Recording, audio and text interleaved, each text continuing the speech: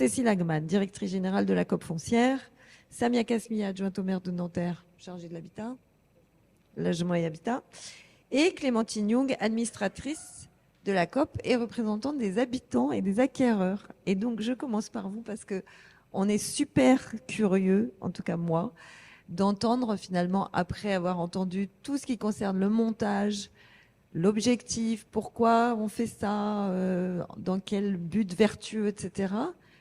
Dans quelle mesure ces objectifs sont-ils atteints et comment est-ce que vous habitez? Alors déjà, comment est-ce que vous avez eu l'idée d'accéder au BRS, d'acheter un BRS? L'information est venue d'où, etc. Et ce parcours d'accession, est-ce qu'il était simple? Et aujourd'hui, est-ce que vous êtes satisfaite du logement dans lequel vous habitez et que vous possédez? Bonjour. Moi, donc, ça fait 18 mois que j'habite à Pantin, dans la deuxième résidence, je crois, qui est portée par la COP foncière qui a ouvert. Alors, comment j'ai eu connaissance de ce programme? Déjà, j'ai un goût pour les solutions alternatives, donc ça m'a le BRS m'a intéressé. J'avais vu une initiative similaire dans Paris et je m'étais déjà intéressée au fonctionnement. Après, je sais que la commune a pas mal communiqué. La commune de Pantin a beaucoup communiqué auprès des Pantinois pour faire connaître ce programme qui se montait. Alors, comment ça se passe? Ça se passe bien. Ça fait 1 an et demi que j'y habite. On est une petite copro dans laquelle on est tous en BRS et on a tous emménagé dans le même laps de temps. Et je dois dire que ça joue quand même dans la cohésion qu'il y a entre nous. On est face aux mêmes questions, en fait. Sur le BRS, on apprend ce que c'est qu'être propriétaire en BRS. Mais alors, en quoi c'est différent d'être propriétaire ailleurs? Alors, je ne sais pas, parce que j'ai jamais été propriétaire dans le marché classique. Mais on se pose des questions sur la redevance, le positionnement de l'opérateur à qui on a acheté, le positionnement de l'organisme foncier. Il y a plein de questions et on apprend aussi à être propriétaire en BRS. Et comment vous les résolvez, ces questions? À qui vous les posez? La personne à ma gauche. Non, on a la chance d'être accompagné par l'équipe de la COP foncière, de pouvoir aussi solliciter l'opérateur auquel on a acheté notre résidence. Voilà, donc on a quand même des personnes à qui s'adresser pour de nombreuses questions. Et en termes d'espace, en fait, les logements que vous avez achetés, est-ce qu'ils vous satisfont? Est-ce que vous considérez qu'ils sont bien conçus, de bonne qualité, puisqu'on parlait de qualité des logements tout à l'heure? Puisque vous les avez achetés moins cher, ça ne suppose pas que vous achetiez un bien de moins bonne qualité. C'est toute la question. Non, dans l'ensemble, on peut dire qu'on est des propriétaires lambda. Après, je pense que c'est justement la responsabilité des opérateurs d'un côté et de l'OFS de l'autre côté de s'assurer que les logements sont de qualité égale à ce qu'on pourrait avoir dans le marché classique. C'est d'ailleurs une des raisons qui fait que j'ai accepté porter ma candidature pour être administratif de la COP. C'est que je pense que le BRS, c'est une bonne idée, mais après, comment vit cette bonne idée? Comment on fait pour qu'elle reste une bonne idée pour les acquéreurs notamment? Vous avez des choses à défendre spécifiquement, ou pas? Aujourd'hui, c'est-à-dire vous êtes administratrice, vous avez accepté d'être administratrice. C'était dans l'idée que peut-être il y aurait des choses à défendre ou dans l'idée que déjà il fallait le faire? Je pense que c'est intéressant de porter la voix des acquéreurs, c'est évident. La problématique de ce que représente la redevance foncière, par exemple, rendre attentifs les autres administrateurs à ça. C'est un peu comme si on avait des grosses charges de copro, donc il faut aussi pouvoir l'assumer en tant qu'acquéreur. Oui, sur des questions évidemment de qualité du bâti, Ça, c'est des questions que je compte porter, mais j'en suis que à un conseil d'administration. Donc, j'en ai encore plusieurs devant moi. Et par rapport à l'accession en elle-même, c'est vrai que avec les banques, ça n'a pas été facile. Moi, il n'y a qu'une banque qui m'a dit OK. Donc, c'est quand même passé à ça, hein, de ne pas se faire. Je ne suis pas la seule dans la copropriété. Il y a beaucoup de voisins qui ont eu des difficultés. C'est vrai que c'est un système qui est encore peu connu. Je pense que ça va aller de mieux en mieux à l'avenir. Mais en fait, c'est les banques qui sont proches géographiquement du lieu de résidence qui nous ont dit OK, parce qu'elles ont entendu parler d'opérations. Et voilà, c'est quelque chose d'intéressant aussi, c'est que cette proximité a fait levier, mais ça n'a pas été facile. Et alors, une dernière question qui nous ramène à la solidarité. Est-ce que le fait d'être une copropriété BRS, tous ensemble, est-ce que ça produit quelque chose d'autre dans la manière d'habiter ensemble? Bah alors, nous, on est dans une propriété où on est 11 acquéreurs et 11 acquéreurs en BRS. Donc oui, forcément, ça produit quelque chose. On est un peu tous dans le même bateau. Je serais curieuse de savoir comment ça se passe dans des propriétés où il y a une partie en BRS et une partie en marché classique.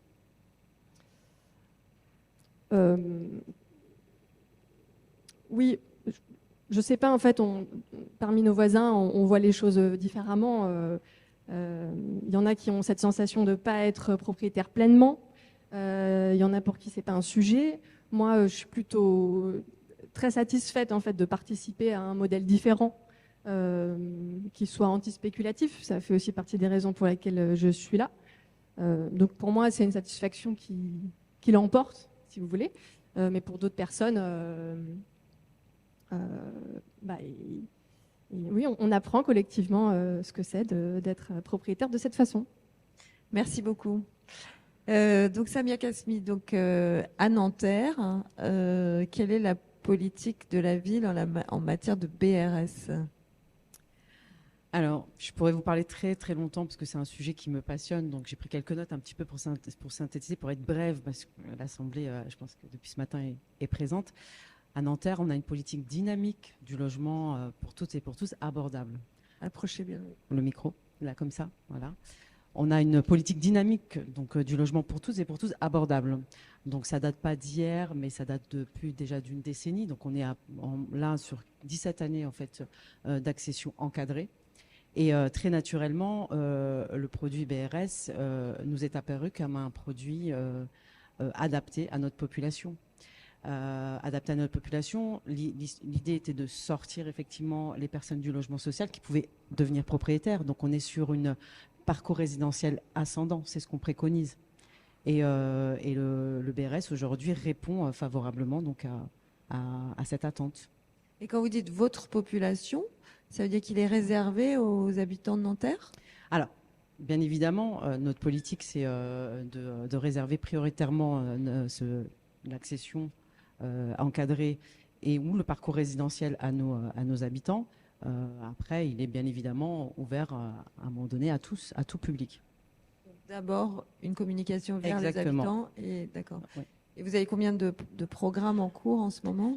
Alors nous, le mot d'ordre est passé. Nous souhaitons faire du BRS, l'accession encadrée sous forme de BRS. Aujourd'hui, nous avons 3 programmes qui sont commercialisés, 4 autres qui sont validés, donc en cours de commercialisation, 3 autres qui sont en cours de validation. On est là sur à peu près 250 logements qui vont être sous cette forme-là. Il faut savoir que l'accession encadrée depuis plus d'une décennie, on est à 875 logements livrés, vendus à 30% moins cher que le marché, et qui a pu bénéficier au parc social à hauteur de 90%. Et donc là, vous arrivez à faire une réelle différence, par exemple, parce que vous êtes dans un territoire. Est-ce que vous êtes en TVA 5,5 à certains endroits? Donc, dans les territoires où il y a la TVA 5,5, comme c'est les mêmes plafonds, est-ce que vous arrivez à être un prix assez bas pour faire une très grosse différence entre le BRS, dans lequel, encore une fois, les ménages bénéficient d'un usage mais ne feront pas de plus-value, avec la TVA 5,5 qui rentre finalement dans le droit commun Alors, malgré une subvention publique. Alors nous, effectivement, on est un peu précurseur à Nanterre, donc écoutez bien ce que je veux dire. On a 3 outils puissants en fait. La première, c'est la charte de qualité et de construction neuve, qui déjà cadre et encadre les prix. Et après, donc on a effectivement le BRS et on a décidé d'adhérer à la COP foncière. Voilà. Donc fatalement, on arrive effectivement à avoir des prix qui sont bien moindres sur le prix du marché. On descend aujourd'hui à moins 50% du prix du marché. Donc c'est assez intéressant et ça correspond à la classe moyenne de notre population. Et donc, est-ce que vous avez des retours des habitants qui soit ont déjà accédé s'il y a des opérations qui ont été livrées, soit des acquéreurs qui se manifestent? Alors, on est un peu victime de notre succès à Nanterre. On a décidé, donc la mixité sociale depuis, comme je vous l'ai dit, plus de 15 ans. On est victime un peu de notre succès. On avait 3 quartiers dits politiques de la ville où il y avait uniquement que du logement social. Le fait de faire de la mixité sociale dans tous les quartiers, mixité sociale, mixité d'usage, dans tous les quartiers, fait en sorte qu'effectivement, on est en zone tendue, on a énormément de demandes. Le BRS a été effectivement, lorsqu'on l'a proposé, a eu un certain succès. Et on a été obligé même de faire des tirages au sort dans certains quartiers pour effectivement assurer la transparence de ce type d'accession. Donc oui, j'ai en tête, il y a un programme où il y a eu 14 logements donc dans un quartier valérien, pour ceux qui ne connaissent pas, mais ceux qui veulent connaître peuvent se renseigner, où on a eu 190 candidats. Et il y a eu un tirage au sort. Donc il y a un engouement pour le BRS. Il faut le communiquer. Alors, la difficulté, les élus savent que c'est pas encore dans les mœurs. Hein. Quand on veut acheter, on va acheter la terre, parce qu'on est des terriens, on va acheter la terre. Donc là, ça commence un petit peu à se débloquer parce qu'il y a une communication qui est faite. Et puis, adhérer à la COP foncière permet effectivement d'avoir une certaine assise et d'avoir les réponses aux questionnements qu'on peut avoir et bien évidemment pouvoir convaincre la population d'évoluer. Mais ça rend tout simplement le fait de se loger possible aussi. Alors, bien évidemment, de toute façon, lorsqu'on mène une politique de logement dynamique, c'est pour loger les gens. Et encore une fois, les outils que je vous ai cités, notamment la charte de construction neuve de qualité, elle est là pour dire que les produits qui sont donc construits, dont on demande à être construits, à être livrés, sont de qualité parce qu'on a dans cette charte, il y a les conditions, il y a bien évidemment, il y a tout l'impact environnemental qui est nécessaire, mais on part du principe où on place l'humain dans l'urbain et non pas le contraire. Merci. Alors Cécile, donc à l'issue de ces 2 ans de COP foncière pour toi, de cette matinée, de tout ce qui a pu être dit, etc. Aujourd'hui, on disait tout à l'heure que c'était un outil en mutation, le BRS, parce qu'il y a plein de choses qui ont émergé même depuis l'année dernière. Les questions ne sont pas les mêmes et elles ne vont pas être les mêmes au fur et à mesure qu'on réfléchit à la revente, à la suite, etc. À quoi est-ce qu'il faut faire spécialement attention ? Je crois qu'il faut faire à beaucoup de choses finalement. Et c'est vrai que ce que tu dis est vrai. En fait, les choses bougent un peu. Aussi sous l'effet aujourd'hui des taux d'intérêt, on voit bien que les sujets se posent un petit peu différemment. Mais nous, on est attentifs, et on l'a déjà beaucoup dit, mais on le redit, mais on est attentifs effectivement à la construction, aux produits qu'on construit, mais aussi à la commercialisation, aux personnes qu'on loge. On est attentif et je pense que les débats qu'il y a actuellement sur la hausse des taux d'intérêt, pas des taux d'intérêt, excusez-moi, sur la hausse des plafonds, nous amènent aussi à être plus attentifs encore au public qu'on loge et comment on fait l'effort d'aller chercher les publics qui sont très sensiblement sous les plafonds de ressources. On est attentif et on y travaille et je suis ravie que Clémentine Young ait accepté de rentrer et était candidate pour rentrer dans le conseil d'administration parce que, et vous le dites très justement, on a besoin nous, on est entre professionnels et avoir ce regard des preneurs, des occupants, ça nous réalerte, ça nous remet peut-être remet un peu différemment, ça formule un peu différemment les sujets. Donc, en fait, on est attentif à finalement beaucoup de choses et on commence aussi, on a la première revente, c'est un élément important puisque on a livré 3 opérations, on a une première revente et qui n'a rien de problématique, hein, mais on accompagne une première revente, donc on est sur le premier retour d'expérience, les premières questions qui se posent et notamment sur l'accompagnement qui semble absolument nécessaire. C'est-à-dire que si on se posait la question de est-ce qu'on aura besoin d'accompagner la revente, je pense que ce premier cas nous montre clairement qu'on ne pourra pas ne pas l'accompagner en fait. Alors, qui a revendu? Parce que ça fait très peu de temps quand même. Eh ben, c'est les mécanismes un peu naturels de vente en état futur d'achèvement. Quand on vend au ménage un logement qui est en cours de construction, dans ce laps de temps, il y a des parcours de vie, il y a des évolutions et donc une personne qui a une mutation et qui part s'installer dans une autre région, donc qui ne peut pas être propriétaire occupante et donc qui doit revendre. Et donc on doit l'accompagner sur cette revente. Donc ça n'a rien de, c'est ce que je disais, ça n'a rien de problématique, c'est juste la vie telle qu'elle est dans les opérations d'accession à la propriété. Et voilà, mais on sent que trouver un candidat, c'est pas si facile que ça. Formuler tous les documents qui sont écrits dans nos actes et leur permettre de mettre en forme tout ça, il y a besoin d'accompagner.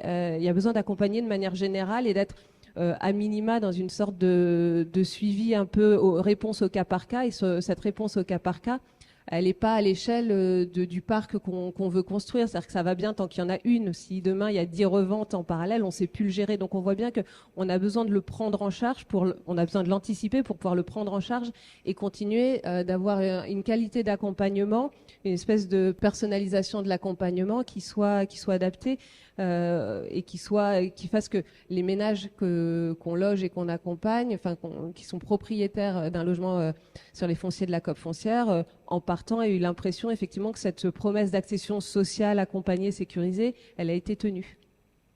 Sur la qualité, parce qu'il en a été question, et puis Clémentine l'a évoqué, et puis Samia aussi avec la charte promoteur de Nanterre, comment est-ce que vous assurez qu'une bonne qualité, à la fois constructive, après il y a des réglementations, etc., mais aussi spatiale, est bien respectée? Spatial au sens géographique, spatial au toi, sens, tu es très attentive à la taille des espaces. Voilà. Alors ça, c'est un autre point d'attention. C'est-à-dire que la COP foncière et donc l'organisme de foncier solidaire, elle travaille avec des opérateurs qui sont des opérateurs HLM qui eux-mêmes interviennent sur des fonciers parfois d'aménageurs, de l'EPF ou d'autres qui eux-mêmes ont des villes qui chacun ont un certain nombre de prescriptions, d'attendus de qualité. Et donc, en fait, on est aussi l'addition de toutes ces contraintes ou de toutes ces ambitions, on va dire. Nous, notre sujet, c'est de produire effectivement des logements de qualité. Et je crois que ça a été évoqué, mais je ne peux plus replacer la personne, sur la question des charges. On a un enjeu aussi à penser des produits logements qui sont de qualité dans la qualité de vie, la qualité d'usage, auquel je sais qu'Idéal est très attentif, mais aussi dans la soutenabilité dans le temps long des charges, la capacité à acheter. Et voilà, on vend aujourd'hui des logements qui sont qu'on vend proportionnellement à la surface et au mètre carré. Donc on doit à la fois être attentif à avoir des appartements agréables à vivre, qui puissent évoluer avec le ménage et avec sa composition, mais en même temps qui restent dans une économie qui permette à des ménages sous plafond de ressources de les acheter et donc d'emprunter, qui est un sujet. Aujourd'hui, emprunter pour un ménage, c'est pas facile. Et puis, on doit aussi prévoir les charges de temps long. Donc, les charges, c'est la gestion quotidienne, et ça avait été un effort aussi sur la résidence de Pantin, d'avoir vraiment des niveaux de charges résumés à leur strict minimum. Et donc ça, c'est quelque chose quand on travaille dans des opérations mixtes sur lesquelles on perd un peu la main. Et donc on doit, nous aussi à la COP foncière avec les opérateurs, réinjecter cette expertise auprès des territoires pour être ensemble attentifs à ce qu'on est en train de générer comme copropriété, de sorte de ne pas mettre en difficulté nos ménages.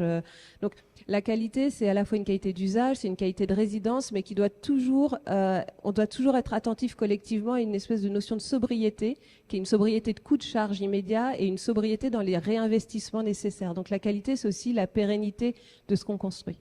Et je pense qu'en travaillant avec des opérateurs HLM, on est quand même très équipés, très outillés pour avoir toujours cette alerte-là à l'esprit. Vous arrivez à Nanterre avec la charte et avec l'encadrement que vous avez en tant que maîtrise d'ouvrage public, de faire respecter cette qualité, de vous en assurer aussi? Oui, puisque nous avons réalisé des opérations et donc on continue à en réaliser. Et on innove aussi parce qu'on a un programme qui va bientôt être livré où on a travaillé avec les co-acquéreurs. Donc ils ont co-construit ensemble ce schéma et donc leur coopérative. Ils ont créé une coopérative et donc du coup on les a accompagnés. La ville est toujours bien évidemment partenaire et donc grâce à cette charte. Une coopérative sur du Oui, BRS. sur du BRS, tout à fait. Et donc du coup non, c'est réalisable et on le fait, on y arrive, en tous les cas pour l'instant, sans difficulté. C'est une question de volonté politique et qu'une question effectivement de savoir ce qu'on veut pour sa population. Et je pense que la réelle difficulté, bon, peut-être qu'on l'abordera après, on en a parlé depuis ce matin, c'est le financement. Oui, ben, ça on en a beaucoup parlé effectivement, mais autre question, là, Clémentine, vous êtes dans une copropriété entièrement BRS. Alors, quand la copropriété est mélangée, c'est-à-dire, je pense à des résidences dans lesquelles il y a un peu tous les statuts, est-ce que finalement le copropriétaire BRS, il ne va pas être à un moment embarqué dans des décisions de copropriété qu'il aura du mal à suivre, et comment on fait pour que ça n'arrive pas en fait?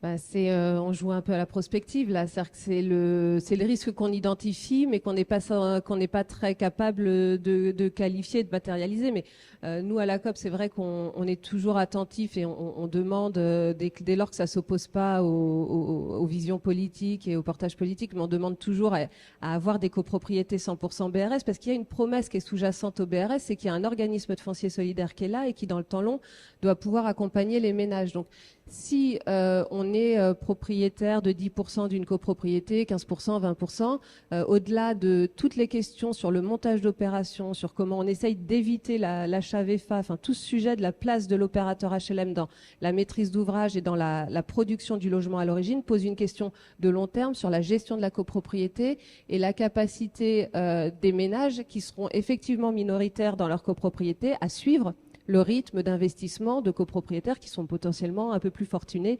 aujourd'hui et potentiellement demain aussi. Donc on a ce sujet-là et dont je pense que tous les OFS doivent se saisir puisqu'on est, nous on est comme tout le monde, hein, il y a beaucoup d'OFS aujourd'hui et je les remercie tous d'être venus, mais on doit se préoccuper de comment on va être capable d'accompagner particulièrement des ménages qui vont être très minoritaires dans une grande copropriété, qu'elle soit constituée d'accédants libres ou qu'elle soit constituée d'institutionnels. Et finalement, peut-être pour nous, ce serait plus simple d'avoir en face de nous des opérateurs institutionnels parce que le dialogue entre institutionnels peut s'établir plus facilement. Très bien. Alors, peut-être pour finir, des perspectives, hein, puisque c'était aussi le thème de la table ronde. Clémentine, vous avez envie de rester là combien de temps? Et c'est quoi votre idée de votre parcours résidentiel, si vous en avez une? Alors moi, moins j'ai de contact avec la banque, mieux je me porte. Donc j'ai pas l'intention de partir et acheter ailleurs bientôt. Au contraire, je suis plutôt en train de m'installer et de faire un endroit qui me plaise. Donc non, j'ai pas du tout dans l'esprit l'étape suivante qui serait une revente. Comment vous voyez votre parcours résidentiel, soit passé, soit présent, soit futur, soit les trois en fait? Alors le terme parcours résidentiel m'est complètement étranger. Non mais enfin, on raisonne pas comme ça c'est vos termes dans le milieu, mais votre vie d'habitante alors? Oui, très bien. Alors, je suis très contente. On est très bien dans cette résidence. J'aurais clairement pas pu acheter ce bien-là en dehors du système du BRS, c'est évident. Et puis on s'entend très bien avec les voisins, donc voilà, je reste. J'y suis, j'y reste. Samia, en termes de perspective, donc vous avez évoqué les développements, mais si vous aviez un souhait à formuler, est-ce que l'idée de lever les plafonds de ressources, ça vous paraît une bonne idée, comme on l'a évoqué tout à l'heure? Est-ce que propose le gouvernement? Non, mais la réalité, elle est là. C'est que bien évidemment, vous m'avez entendu. Donc nous, c'est continuer à valoriser, à développer ce produit. Et puis entrer donc effectivement à la COP foncière, ça nous a permis d'avoir comme je disais, des valeurs communes. Il y a des OFS qui travaillent actuellement, qui étaient tout à l'heure intervenants, qui travaillent avec nous et qui proposent ça. Donc bien évidemment, la difficulté, je vous l'ai dit, il faut continuer de convaincre. Il faut que les collectivités s'en emparent. Effectivement. Ce n'est pas réservé à une typologie de collectivité qui ressemble à la ville de Nanterre. Je pense que c'est une question de volonté politique partout, et peu importe. Et je pense que l'idée, c'est de dire, c'est de réfléchir au fait qu'est-ce qu'on veut pour les habitants. On sait que la crise en Île-de-France, concernant le logement, elle est là, elle est présente, elle ne va pas disparaître. On a eu tout un débat ce matin pour les attentes du gouvernement. On les connaît aujourd'hui. Bon, voilà. Maintenant, il faut convaincre, et puis il faut revenir, et puis il faut continuer de lutter pour qu'on ait des financements et qu'on valorise ce type de projet, de construction. L'élargissement du plafond de ressources, vous pensez que c'est une bonne idée? Je pense que c'est une bonne idée. Cécile, donc perspective de la COP, donc évolution, nombre de logements à produire, etc. Et puis sur les évolutions réglementaires éventuelles. Alors, la COP, Christian l'a beaucoup dit, on garde notre cap de chercher à produire et être capable de livrer 1000 logements par an. C'est aussi un enjeu de second marché, d'installer ce produit dans le marché, qu'il ait une vraie existence et qu'il ne reste pas trop anecdotique et donc qui rendent plus compliqué les reventes. Donc ça reste un objectif qui est clairement mis en difficulté par le ralentissement global de l'activité de promotion, de construction, et qui est, à mon échelle d'organisme de foncier solidaire, qui est aussi rendu extrêmement compliqué aujourd'hui par le fait qu'on n'a plus d'accès, nos ménages n'arrivent plus à obtenir des prêts. C'est-à-dire que ce ne sont pas des ménages qui sont moins solvables, c'est des ménages qui sont désolvabilisés par la hausse des taux d'intérêt, mais même des ménages solvables n'obtiennent pas de prêts. Et pas de prêts, ça veut dire pas de précommercialisation. Pas de précommercialisation, ça veut dire pas de possibilité d'engager chantier, d'obtenir, nous, nos prêts pour acheter les fonciers. Donc en fait, c'est toute la machine des OFS et de la promotion derrière qui se grippe. Donc je pense que j'ai pas, aujourd'hui, moi, la hausse des plafonds, fondamentalement, je n'en attends pas grand-chose parce qu'on a déjà, et vous le disiez, Samia, on a déjà beaucoup de candidats sous nos plafonds et ça nous oblige à faire un effort de produire des logements qui sont avec des prix qui sont contenus. Donc je pense que cet effort-là, on doit le maintenir. Le problème, c'est d'avoir plus de prospects, plus de clients, mais qui tous sont en embouteillage auprès des banques parce qu'ils n'ont pas de prêt. C'est ça le sujet. Donc je pense que c'est pas tellement je sais pas si c'est du réglementaire, mais en revanche, on a besoin d'être soutenu par des partenaires bancaires. Nous, on a un partenaire bancaire qui nous accompagne de manière assez forte depuis plusieurs années, qui est la Caisse d'épargne. On essaye d'élargir ces partenariats, mais le taux de refus de prêt ne fait que augmenter, alors qu'on a des prestataires et des spécialistes de la commercialisation qui en gros ont toujours la même exigence sur la sélection, sur l'identification des publics, sur la vérification de la solvabilité. Et ça ne débloque pas, sachant qu'un OFS sécurise les acquéreurs et ce faisant sécurise la banque. Donc ça, c'est un vrai sujet qui n'est pas tellement réglementaire. Donc le BRS victime des taux comme le reste du marché en fait, donc, ce qui le remet un peu dans le droit commun et dans le parcours. Eh bien, il est 12h30, donc nous allons nous arrêter, à moins qu'il y ait une question, commentaire. Non, bah alors, ah si. Ah.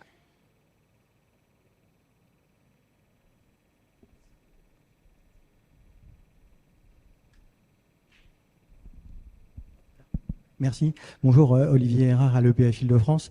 Une petite question, nous on s'interroge en interne sur l'accès à la propriété pour les key workers.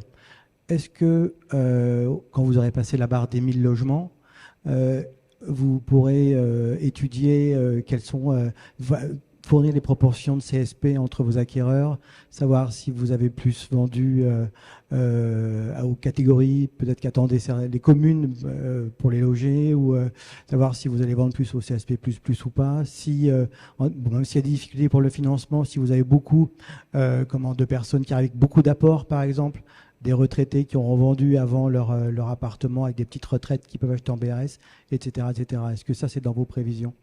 Alors, on n'a pas attendu les 1000 logements. On a déjà quelques statistiques sur nos premières commercialisations et notre financeur qui est Action Logement ne manquera pas de nous demander aussi des comptes sur les capacités à loger des ménages salariés dans le BRS. Les premiers éléments, ils nous amènent à identifier qu'on s'adresse essentiellement à des ménages primo-accédants, mais on a quand même on a 10% de ménages qui avaient déjà un logement, qui étaient déjà propriétaires. Et souvent, ça se croise avec le taux des retraités. C'est-à-dire que ce sont des publics qui, en gros, ont été propriétaires, vendent et rachètent un logement plus près, plus petit, peut-être plus adapté à leur nouveau cycle de vie. On a aujourd'hui un parcours résidentiel, on est sur de l'accession à la propriété avec des publics qui passent, avec difficulté, mais qui passent chez les banques. Et donc, il y a cette nécessité de revenus fixes et stables. Donc, on a naturellement un socle d'acquéreurs qui est un socle salarié, pas forcément avec des très grosses ressources, puisque les plafonds sont ce qu'ils sont. Nous, on a 80% de nos acquéreurs qui sont en dessous de 80% des plafonds. Et on a un certain nombre d'acquéreurs, et vraisemblablement, on peut compter parmi eux les retraités, qui ont des ressources qui sont en dessous de 40% des plafonds de ressources. Donc, on a cette capacité à aller toucher, à travers le BRS, des publics avec des niveaux de ressources assez variés, et y compris beaucoup des salariés qui ont des ressources assez contenues. Mais on aura besoin d'aller plus loin sur le décryptage et CSP, mais ça, c'est quand on aura quelques commercialisations, il faudra qu'on fasse une enquête plus fine. Eh bien, merci beaucoup de votre attention, merci beaucoup de votre participation.